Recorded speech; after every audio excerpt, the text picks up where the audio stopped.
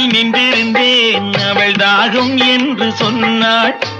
நான் தண்ணீர் பந்தலில் நின்றிருந்தேன், அவள் தாகம் என்று சொன்னாள். நான் தன்னன் தனியாய் நின்றிருந்தேன், அவள்